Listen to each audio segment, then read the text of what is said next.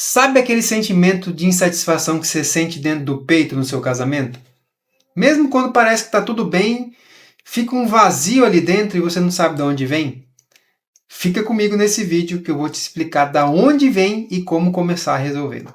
Opa, eu sou Fabiano Henrique, criador do União Memorável, um ambiente seguro de formação e terapia para casais.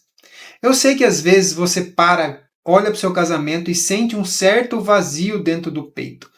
Mesmo quando as coisas estão tudo bem, quando está tudo bom, parece que falta algo. E aí, o que você faz? Você vai conversar com alguém de confiança. E aí essa pessoa pode responder assim para você: mas você é um egoísta mesmo. Você não casou para ser feliz, você casou para fazer o outro feliz. Você precisa amar de verdade o seu cônjuge. Para de ser engraceira. Pega a sua cruz e segue. Aí você pensa: nossa, pra que tudo isso? E aí você vai conversar com uma outra pessoa. E essa pessoa responde assim para você: você casou com a pessoa errada, né? Você caiu no conto do vigário. Você precisa liberar o seu amor próprio. Você está sufocando, você está se sacrificando demais por esse casamento. Vai buscar a sua felicidade, vai ser feliz no fundo. Eu não vou nem entrar no mérito de quem está certo e quem está errado. Eu quero trazer aqui para você uma explicação, para que você entenda e aí você tire as suas próprias conclusões e comece a resolver esse problema. Eu acredito em você quando você diz que está tentando de tudo para salvar o seu casamento e parece que nada dá resultado. Mas eu preciso que você entenda uma coisa. Para uma mudança realmente acontecer, você precisa de 3 premissas. A primeira é: o ato que você está fazendo, ou seja, as ações que você está implementando, elas precisam ser boas. Segundo, a intenção dessas ações também precisa ser boa. E terceiro, como você está fazendo, o meio que você está utilizando, também precisa ser bom. Se você tiver essas 3 premissas, tudo que você aplicar no seu casamento vai gerar uma mudança, vai gerar uma transformação. Nós, seres humanos, homens e mulheres, nós somos insatisfeitos por natureza. Basta olhar a duração da nossa felicidade. Ela é bem curtinha, ela acaba rápido. Pensa na seguinte situação. Imagine que uma pessoa, ela ama mousse de chocolate. Ela não pode pensar, o olho dela já brilha, a boca já enche d'água só de pensar num pedaço de mousse. E aquele mousse está na frente dela. Ela está ali sentada na frente desse mousse, ela pega uma colher e vai de encontro daquele mousse. Sabe aquelas cenas em câmera lenta, né, de filme, quando algo muito satisfatório vai acontecer? Parece que está em câmera lenta, ela vai ali com aquela colher, olha para aquele mousse, o olho dela está brilhando, a boca está salivando, ela começa já até sentir, né, aquele gosto do mousse, porque ela colocou essa esperança de felicidade nesse mousse. Aí ela pega um pedaço assim, fecha até os olhinhos e vem trazendo, de repente, pum, alguma coisa acontece, psh, o mousse caiu naquela camisa branca de grife. Sabe aquela grife famosa? Aquela camisa que custou caríssimo, que essa pessoa só usa em ocasiões extremamente especiais para não desgastar, não desgastar essa camisa. Pois é, esse mousse de chocolate caiu na camisa dela. A felicidade, ó, já sumiu. Então, nessa vida, nesse mundo material, o que a gente chama de felicidade, já vamos fazer uma convenção aqui, vamos chamar de satisfação, para a gente não confundir com a felicidade com F maiúsculo, que é eterna. Vamos chamar essa felicidade, essa pequena felicidade com F minúsculo, de satisfação. Por quê? Porque no rosto de uma pessoa satisfeita sempre tem um sorriso, e o sorriso ele sempre traduz o quê? Alegria. Então o que a gente tem aqui é alegria. Voltando aqui à explicação da origem da sua insatisfação. Se eu te perguntar assim, quais são os 4 elementos da natureza? Eu tenho certeza que você vai responder terra, água, ar e fogo. São os 4 elementos. Segundo Aristóteles, tudo que é material, tudo que é físico, tudo nesse mundo, aquilo que a gente pode tocar, ele tem a influência desses 4 elementos. Então você pensa, você sabe, lembra do pão ázimo? Você já ouviu falar de pão ázimo? Que é um pão sem fermento, que era feito lá na época de Jesus? né? Não tinha fermento. Então era um pão de basicamente trigo e água. Como é que era feito esse pão? Esse pão, naquela época, eles pegavam, não tinha farinha, né? Não tinha supermercado, quer dizer, tinha mercado, vendia as coisas, mas não tinha farinha de trigo lá no supermercado para comprar, né? Lá no mercadinho. Tinha o quê? Tinha o trigo ali em grãos, né? E aí, como é que era feito esse pão? Pegava-se esse trigo em grãos, aí você tinha que fazer o quê? Fazer farinha. Para fazer farinha, você tem que fazer o quê? Moer. Então, você pegava aquele grão de trigo assim e fazia uma fricção entre pedra, entre as pedras, né? Usava uma pedra para fazer aquela fricção, quebrava aqueles grãos e o que? Virava farinha, ou seja, terra. E aí você pegava essa farinha, fazia o quê? Você precisava umedecer essa farinha. Então você colocava água. Depois que essa mistura já estava feita, você precisava fazer o quê? Dar uma sovada. O que é sovar a massa? Quando você sova a massa, você está fazendo o quê? Você está colocando ar. E aí depois que essa massa já estava sovada, tinha que fazer o quê? Assar, ou seja, submeter ao fogo. Depois que essa substância, né, depois que essa matéria se submeteu ali aos 4 elementos, ela estava pronta. Para quê? Para servir. Para servir o outro, para matar a fome. Não é verdade? Então, o fruto dessa submissão dos 4 elementos é o que? Sempre servir a alguém. Suprir uma necessidade. Tá? E aí, a gente começa a entender da onde vem a nossa insatisfação. Porque agora vamos analisar como que foi criado o ser humano. Se a gente for lá em Gênesis 2:7, vai estar mais ou menos assim. E o Senhor Deus moldou o homem a partir do barro.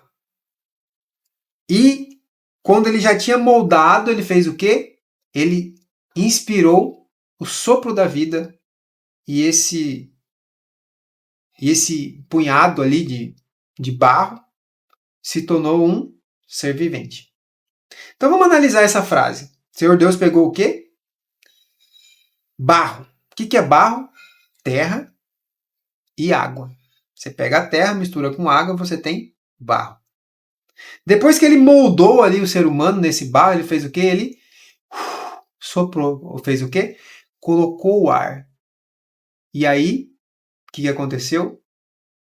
Esse molde virou um ser vivente. Parece que faltou alguma coisa aí, não faltou não? Faltou. O que faltou? Faltou você deixar o like nesse vídeo e se inscrever para não perder os próximos vídeos, os próximos conteúdos que eu vou compartilhar aqui com você. Então, já curte aí, já se inscreve para a gente conseguir seguir aqui com o nosso vídeo. Então, o que faltou aí dos 4 elementos? O que faltou? O fogo. Então, se a gente analisar, nós somos incompletos por natureza. Nós somos incompletos em nós mesmos. Nós somos incompletos por nós mesmos. Então, sem esse fogo, nós não vamos estar completos. Nós não vamos cumprir com o nosso propósito, que é servir, amar a Deus e ao próximo, como a nós mesmos.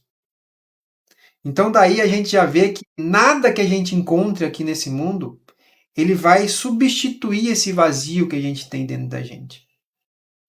E se a gente olhar uma outra história da própria Bíblia, a história dos apóstolos, a gente vai ver que eles realmente só foram pregar o evangelho, só foram evangelizar com coragem, sem medo, né? Entregando até a própria vida para cumprir esse propósito.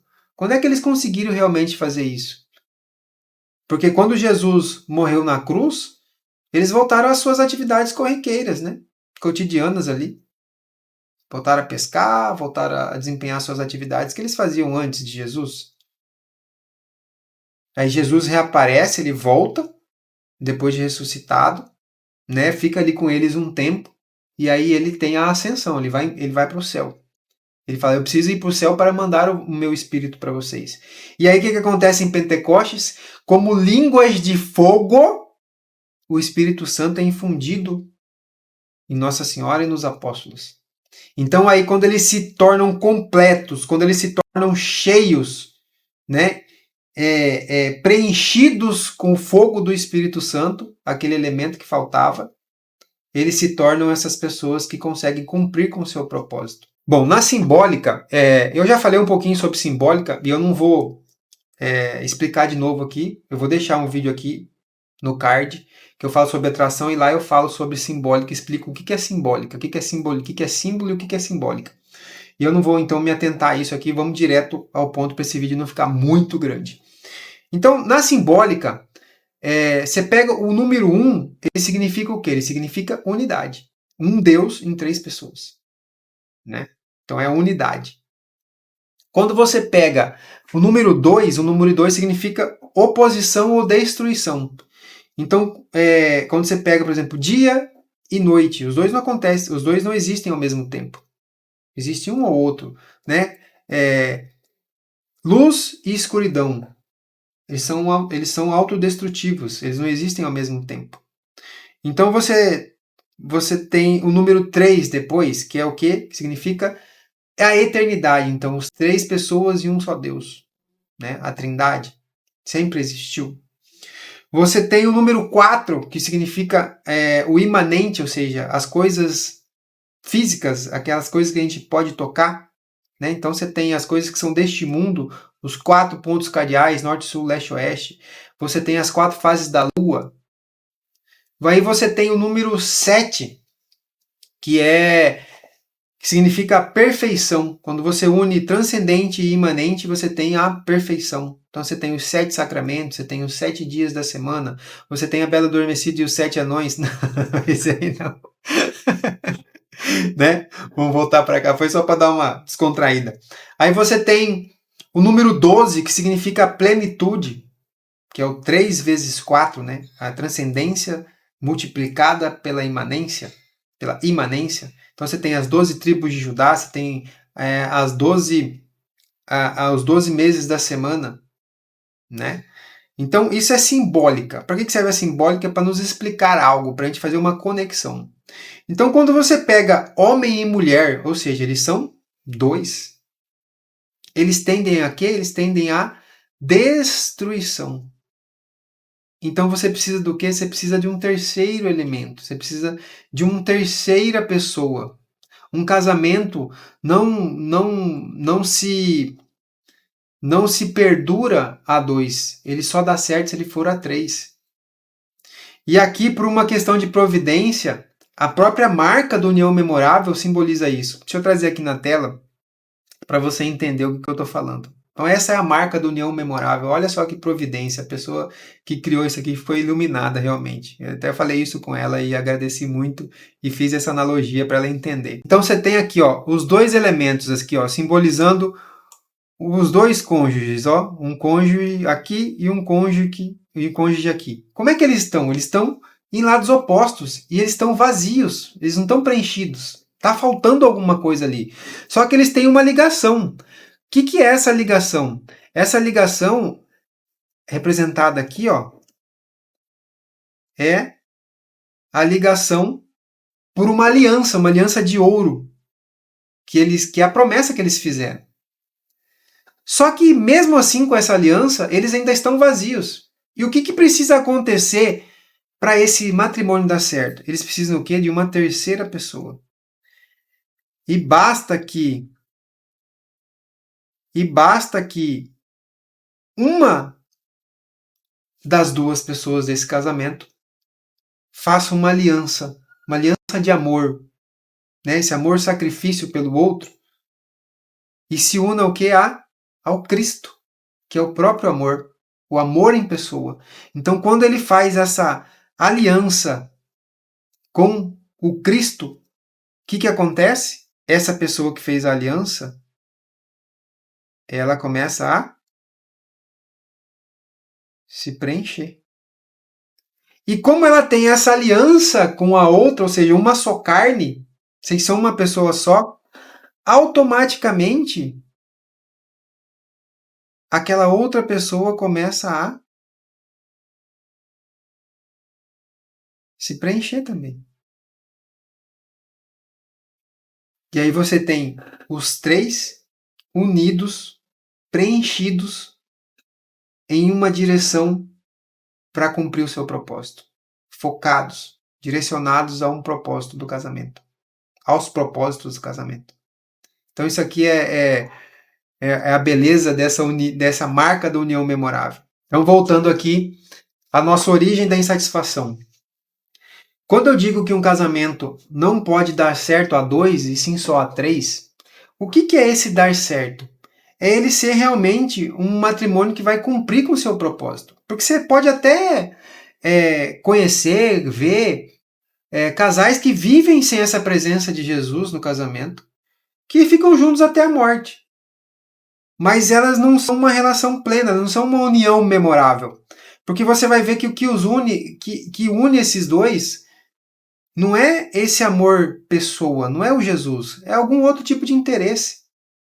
Então, às vezes, não separa por questões financeiras, não separa por comodismo, não separa até. Vivem até a morte, né? Vivem juntos até ali a morte os retirarem daqui, mas não é uma união memorável. Então, o que você precisa entender? Que a sua felicidade no casamento, que a sua alegria, que a sua satisfação, ela não está no outro. Ela não está no que o outro faz ou deixa de fazer. Ela não está no quão bom o outro é para você, no quão ele se dedica e cumpre os deveres dele dentro do casamento. Essa satisfação, ela está nessa terceira pessoa que une vocês dois cada vez mais, que tornam vocês uma só carne, que tornam o amor de vocês, o casamento, o relacionamento de vocês indissolúvel. É essa presença que vai trazer esse preenchimento desse vazio que está dentro do seu coração. Então não adianta buscar em outro lugar. É engraçado que quando o Kaká, o jogador, separou, né? Na verdade, a mulher decidiu separar-se dele. Foram perguntar para ela assim, mas por que o casamento acabou? Assim, não, é porque ele era muito bom. Tipo, o sonho de toda mulher, né? Ter um marido bom. E ela se separou por isso. Por quê? Porque o centro do matrimônio, do centro do relacionamento, não era Cristo. Não era essa terceira pessoa, não era o amor. Eram as coisas materiais. E essas, elas não suprem na sua totalidade. Vai sempre faltar alguma coisa. E as três jornadas elas têm técnicas, estratégias e ações que vão fazer com que você chegue nessa união memorável. Se você não sabe do que eu estou falando das três jornadas, eu gravei um vídeo, vou deixar aqui no card, que fala um caminho para a construção do relacionamento feliz. E lá eu explico exatamente o que são essas três jornadas. Mas para você não sair desse vídeo sem nada, né, sem um direcionamento, sem uma recomendação, eu vou deixar aqui 3 ações para você começar a fazer hoje. Para você começar a se dispor a esse preenchimento, a essa conexão com Deus. Tá? A primeira é você rezar um Pai Nosso ao dormir e ao acordar. Antes de dormir, você vai rezar um Pai Nosso. Ao acordar, você vai rezar um Pai Nosso. Simples assim. Fabiano, não acredito nisso. Não tem problema, só recita então. Mas faça isso todos os dias. A segunda recomendação que eu te faço é: faça uma oração de agradecimento toda vez que você for em todas as refeições. Então você vai comer, você vai sentar à mesa, você vai lanchar, se alimentar. Faça uma oração de agradecimento simples, não precisa ser nada. Oh, meu Deus do céu, em nome do Pai, do Filho e do Espírito Santo, Senhor, eu te agradeço esse alimento que foi dado por vossa infinita misericórdia. Amém. Em Pai, do Filho e do Espírito Santo, pronto. Então essa é a segunda recomendação. A primeira, um Pai Nosso ao acordar e antes de dormir. A segunda, fazer uma breve oração de agradecimento pelo alimento que você vai ter naquela refeição. E o terceiro, você ir à missa. Ah, Fabiano, mas eu estou afastado há muito tempo, eu não vou na igreja. E agora, o que eu vou fazer?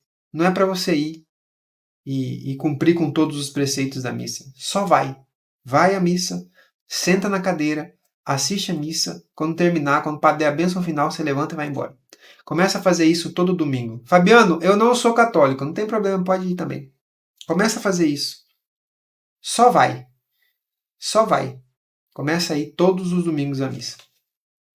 Eu espero que esse vídeo tenha te ajudado. Deixa seu like. Se inscreva no canal para não perder os próximos conteúdos. Compartilhe esse vídeo com alguém que você sabe que precisa ouvir isso aqui, que está passando por momentos difíceis. Seja a bênção na vida dessa pessoa. E deixe um comentário. O que você achou desse vídeo? O que foi de mais interessante? Você tem algum assunto que você quer que eu te ajude? Quem sabe isso não vira um vídeo. Muito obrigado por você ter ficado até aqui. Um abraço. Fabiano Henrique. União memorável. Juntos até o céu.